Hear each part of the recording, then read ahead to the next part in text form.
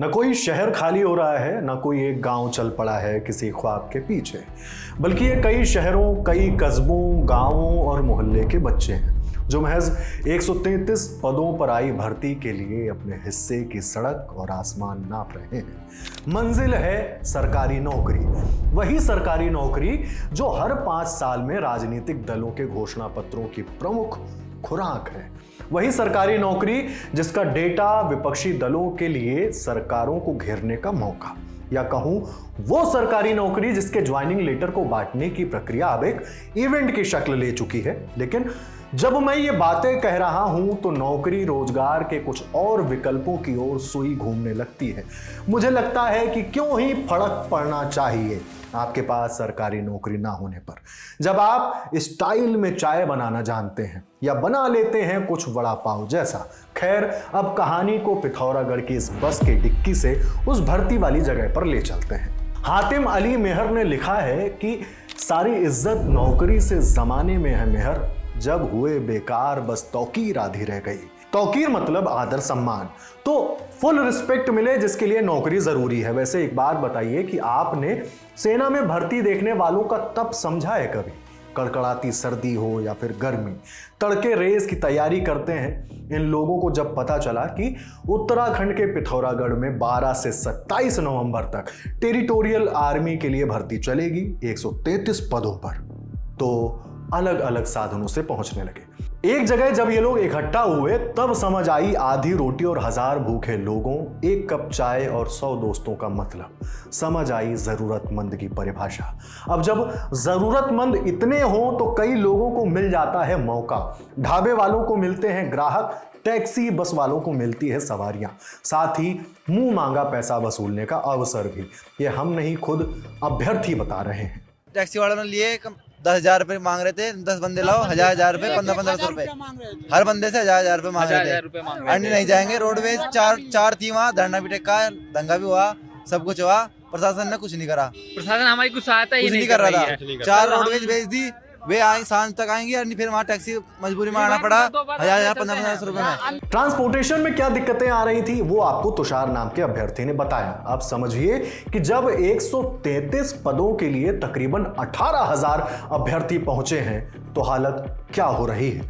आज तक के सहयोगी राकेश पंत ने अभ्यर्थियों से बातचीत की है। बट ये है कि सुबह 4 बजे तो एंट्री लेने गए थे और इतना लटापरवाह पीटे में कि एंट्री बड़ी नहीं मिली हमें तो, और मतलब पिटते पिटते ही अंदर घुसे हैं अभी।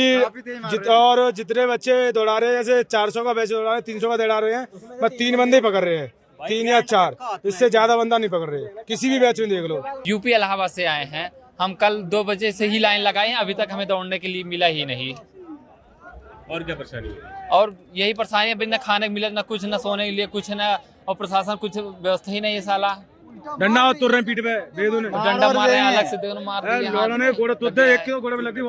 हर राउंड में सैकड़ों लोग नौकरी की चाह में दौड़ते हैं, लेकिन इन 18,000 अभ्यर्थियों के बीच बहुत आसान नहीं है 133 लोगों को चुना जाना। और जो लोग रेस से बाहर आते हैं उनके अपने आरोप हैं कि प्रशासन ने रुकने और खाने पीने का पर्याप्त इंतजाम नहीं किया है, बल्कि लाठियां अलग से चटकाई हैं। बाकी इंतजामों की हालत तो हमने बस की डिक्की में भी देखी है। लेकिन पिथौरागढ़ के डीएम विनोद गिरी गोस्वामी का कहना है कि सब कुछ कंट्रोल में है। अब व्यवस्था क्या हुई है वह भी सुनिए। उससे ट्रेनों में भर करके इधर की ओर आ रहे हैं। जब हमें ये जानकारी 18 तारीख को मिली तो हमने 18 तारीख से अपनी व्यवस्थाएं सुनिश्चित करवाई। हमने यहाँ पर विद्यालयों के जो बड़े बड़े हॉल हैं वो सारे ओपन करवा दिए। इनके रहने और खाने की व्यवस्थाओं के लिए अलग अलग जगह 18 जगह लंगर वगैरह लगवाए। 30 जगह विद्यालयों में रहने की व्यवस्थाएं कराई, बारात घरों में कराई। इसके अलावा जो रोडवेज और जो स्थानीय परिवहन है उसके माध्यम से अतिरिक्त बसों की व्यवस्था टनकपुर, हल्द्वानी और अन्य मैदानी क्षेत्रों से करवाई है। भीड़ बहुत ज़्यादा थी तो इनका जो आना है कल रात तक का निरंतर जारी रहा। जैसे जैसे बसें उपलब्ध होती रही वैसे वैसे हम लोगों ने और जिला प्रशासन चंपावत और नैनीताल के माध्यम से करवाया। लेकिन अब हमारे पास जो चैलेंज जो है पिथौरागढ़ में है, क्योंकि यहाँ पर जो भर्ती चल रही है सारे के सारे जो 10-12 हज़ार के आसपास अभ्यर्थी यहाँ आ गए हैं। खैर, बधाई हो शहरों, गांवों, मोहल्लों, तुमने खुद की काबिलियत के मुताबिक सरकारी नौकरी का जो ख्वाब चुना है।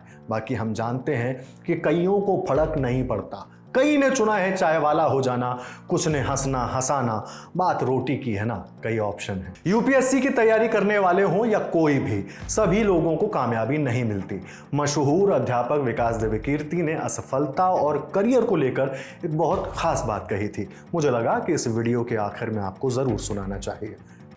अपॉर्चुनिटीज़ बहुत कम हैं और एप्लीकेंट्स बहुत ज़्यादा हैं हर फील्ड में, पॉलिटिक्स हो, फिल्म हो। मैं अभी मुंबई गया तो मैंने वहाँ जो एक्टर्स स्ट्रगल करते हैं उनमें से कुछ से मिला। किसी खास प्रसंग में था, वहाँ एक्टर्स से कुछ से मिलना था, तो उनकी स्ट्रगल सुन के मुझे लगा कि यूपीएससी की स्ट्रगल तो बहुत कम है क्या कि हर जगह अपॉर्चुनिटीज़ बहुत कम हैं, लोग बहुत ज़्यादा हैं, तो विफलता की दर ज़्यादा होनी ही है।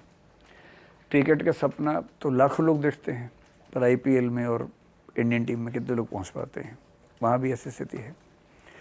इसलिए तैयारी आप आईएएस की करें या क्रिकेट की करें या फिल्मों की करें, उस तैयारी से पहले ये तैयारी कर लेनी चाहिए कि अगर ना हो तो क्या होगा। मतलब मेरी अपनी फिलॉसफी तो ये है कि सीखना ज़्यादा महत्वपूर्ण है, और अगर आईएएस में या कहीं नहीं भी हो तो कहीं ना कहीं कुछ ना कुछ तो होगा ही। और आईएएस की तैयारी की अच्छी बात है कि मेरे अनुभव में जितने भी लोगों ने तैयारी की है, सीरियस प्रिपरेशन जिन लोगों ने की है, अगर आईएएस में नहीं भी हुए तो पीसीएस में हो गए सब लोग। PCS is a similar exam which is taken by the state public service commissions, which put you one rank below the UPSC ranks. So you become DM or collector from the UPSC in 4 years, but from the PCS you become SDM, which is again a very good rank. मेरे experience में एक भी ऐसा बच्चा नहीं है जो शानदार हो, खूब मेहनती हो और आईएएस और पीसीएस कहीं भी ना हुआ हो। कभी कभी टाइम लगता है, 2 साल 3 साल, लेकिन हो जाते हैं। एंड इवन अदरवाइज यूपीएससी की प्रिपरेशन के बाद एकेडमिक्स में भी आप जाएंगे तो नॉर्मल एकेडमिक्स के लोगों से अच्छा ही परफॉर्म करते हैं, तो वो भी एक अच्छा तरीका है। पढ़ाई बेकार नहीं जाती? पढ़ाई बेकार नहीं जाती, कभी नहीं जाती पढ़ाई बेकार। मतलब कभी कभी तो ऐसा सरप्राइजिंगली काम आती है। एक आप जानते हैं उस व्यक्ति को, नाम नहीं बोलूँगा अभी, फिलोसफी विषय से उसने आईएएस का एग्ज़ाम दिया, उसका नहीं हुआ, लॉ भी किया हुआ था, वो वकील बन गया। हाई कोर्ट या सुप्रीम कोर्ट में एक केस था जिसमें कॉन्स्टिट्यूशन की इंटरप्रिटेशन होनी थी, क्योंकि वो फिलॉसफी का था, उसने न्याय और मीमांसा फिलॉसफी के रेफरेंसेस दे के बात को प्रूव किया और बात प्रूव हो गई। और तब उसने फ़ोन करके बताया कि हमारी पूरी टीम में कोई सोच भी नहीं सकता था कि ये भी आर्गूमेंट हो सकता है, क्योंकि मीमांसा और न्याय फिलॉसफी लिंग्विस्टिक मामले में इंडिया की बेस्ट फिलॉसफीज मानी जाती हैं, और एक बुद्धिस्ट फिलॉसफी, जिससे मीमांसा और न्याय को ठीक से पढ़ लिया और उसको अप्लाई कर दिया लॉजिक में, अपने जुडिशियल लॉजिक में, तो वहाँ भी कमाल हो जाता है। नॉलेज कोई बेकार थोड़ा ना जाती है, आप कहाँ यूज़ करेंगे।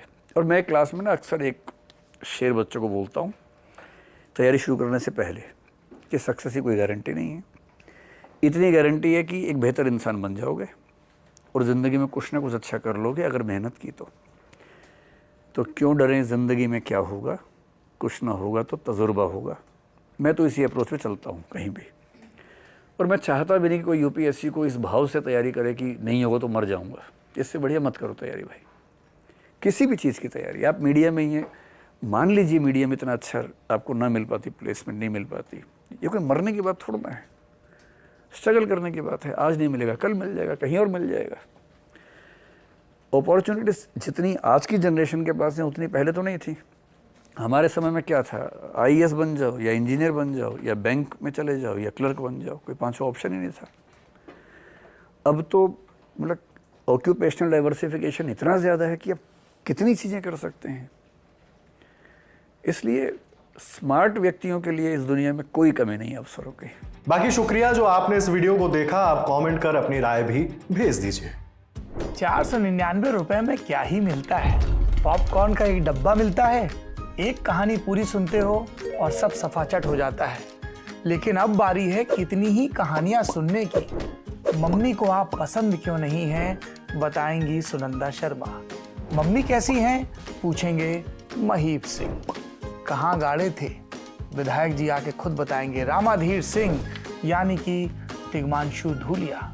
तापसी पन्नू आएंगी और बताएंगी ओटीटी पर साम्राज्य कैसे कायम किया जाता है। और तमन्ना की तमन्नाओं की भी तो खबर सुननी है। फिर मुन्ना भैया भी चले आ रहे हैं पूरा कारवां लेकर, और जो मुन्ना भैया बचे तो आ रहे हैं स्टैंड अप कॉमेडियन एक और, नाम है गौरव कपूर। पर इन सब से इतर है एक बहुत बड़ा सवाल जिस पर पूरे ब्रह्मांड में मंथन चल रहा है कि ब्राउन रंग किसने लिखा है। जानने के लिए बादशाह रैपर से आपको खुद सवाल पूछना पड़ेगा, काहे से कि वो भी आ रहे हैं। इतने सारे सितारे आ रहे हैं, सब नहीं बता पाएंगे क्योंकि ये लल्लन टॉप अड्डा का प्लान है। कोई पेपर तो है नहीं जो लीक हो जाए। 499 रुपए का टिकट है, 3 दिन की भरपूर मौज है। तारीख जल्दी से कैलेंडर पे कट्टम जीरो करके बना लीजिए, 22, 23 और 24 नवंबर। जगह है दिल्ली का नेशनल स्टेडियम, मेजर ध्यानचंद यानी दद्दा के नाम पर बना हुआ नेशनल स्टेडियम। और ये टिकट मिलेगा कहाँ? फटाक से जाइए thelallanTop.com की वेबसाइट पर, उसके माथे पे चमचमाता हुआ बैनर दिखेगा, ठोक दीजिएगा क्लिक, भर दीजिएगा डिटेल, मिल जाएगा आपको अपना टिकट। और मिलेंगे हम जो इस टिकट के उस पार की दुनिया, किस्से कहानों की, तजुर्बों की, ज्ञान की दुनिया को आपके सामने परोसेंगे। बहुत सारे सवाल होंगे, बहुत सारा गाना, बहुत सारी मस्ती और बहुत ही लल्लन टॉप किस्म के अनुभव। तो आइए, लल्लन टॉप के सालाना उत्सव में लल्लन टॉप अड्डा में आपका भरपूर स्वागत है।